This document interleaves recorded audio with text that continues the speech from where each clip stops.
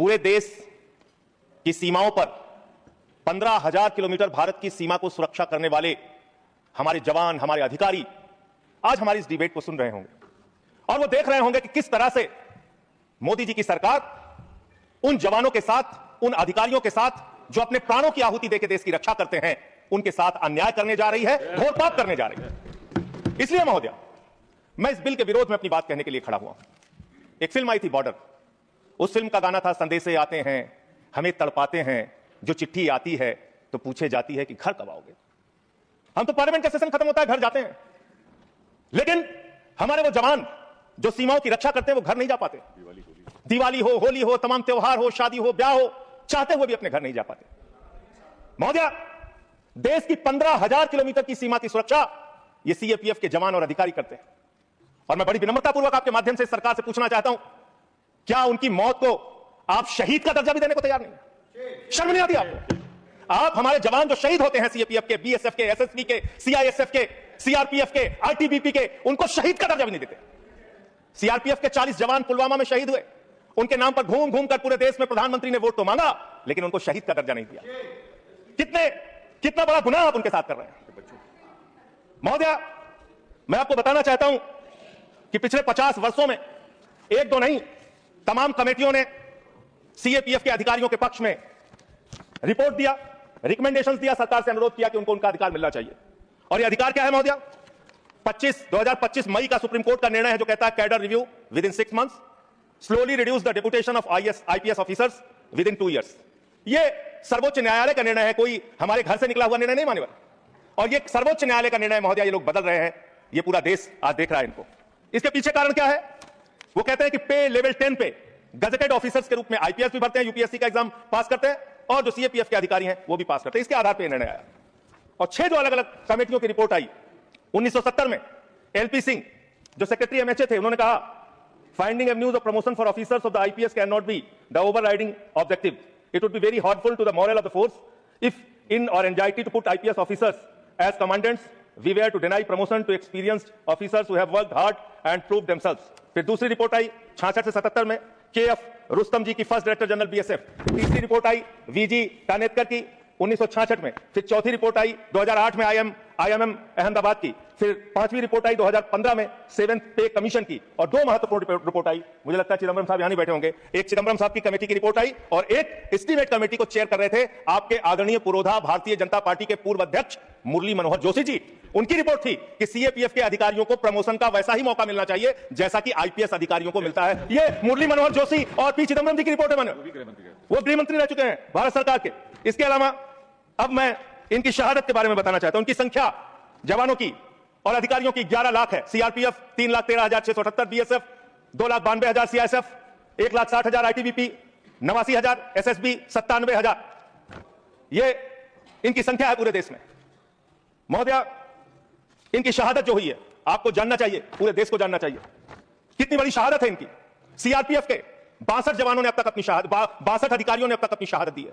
और सभी रैंक के अधिकारियों और जवानों को मिला दिया जाए तो 2290 अधिकारियों और जवानों ने अपनी शहादत दी है। बीएसएफ के 85 अधिकारियों ने अब तक अपनी शहादत दी है और 2014 सभी रैंक के अधिकारी और जवानों ने अपनी शहादत दी है। सीआईएसएफ के 1 अधिकारी ने अपनी शहादत दी है और 126 सभी रैंक के जवान और अधिकारियों ने अब तक अपनी शहादत दी है। आईटीबीपी के 13 अधिकारियों ने अब तक अपनी शहादत दी है और 182 सभी रैंक के अधिकारी और जवानों ने अब तक अपनी शहादत दी है। एसएसबी के 5 अधिकारियों ने अब तक अपनी शहादत दी है और सभी रैंक को मिला लिया जाए तो 51 अधिकारियों ने और जवानों ने अब तक अपनी शहादत दी।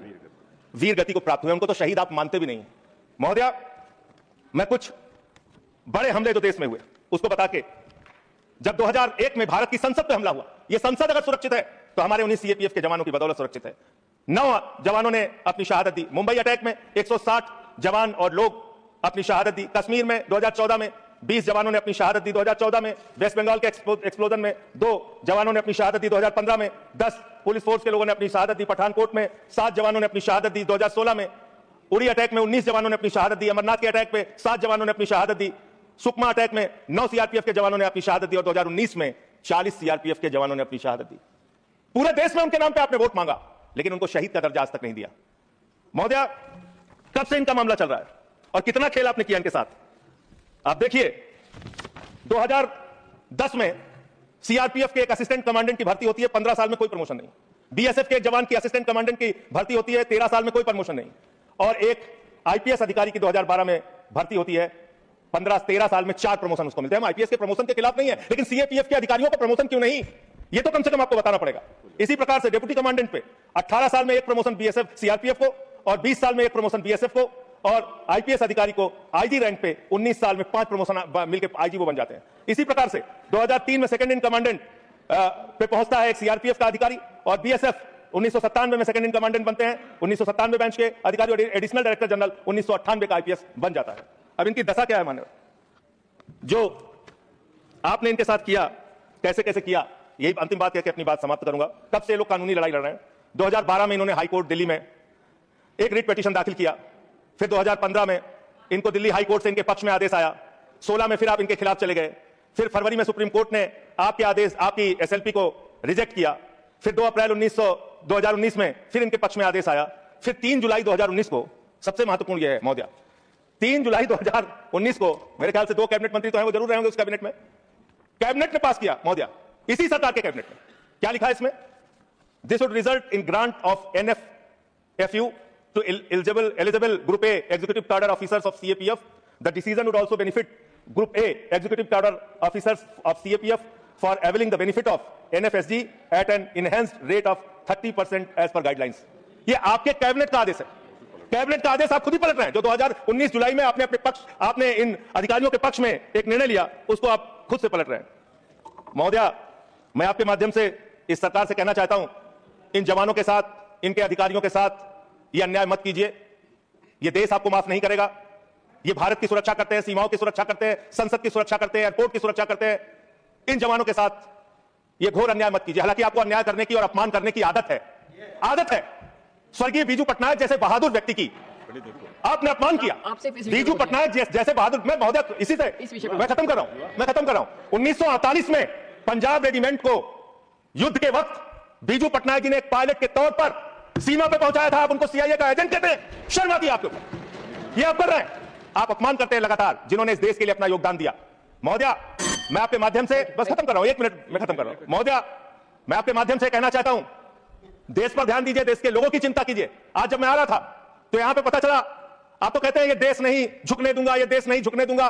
आपके लोग पंजाब के, हरियाणा के, राजस्थान के, रूस के अंदर फंसे हुए हैं सैकड़ों दिनों से, और आज तक आप उनको ला नहीं पा रहे हैं। देश की सुरक्षा के बारे में आपको ध्यान नहीं, विदेश नीति के बारे में आपको ध्यान नहीं, आपकी विदेश नीति का कोई अता पता नहीं। बावजूद इसके आप एक बिल लेके आ रहे हैं जिससे कि अधिकारियों का हक छीनने और मारने का काम आप कर रहे हैं। मैं इस बिल के विरोध में हूं, और जो अमेंडमेंट्स हमने दिए हैं उसको सरकार स्वीकार करती है और इसको बिल को सिलेक्ट कमेटी में भेजती है, तो इसका पूरा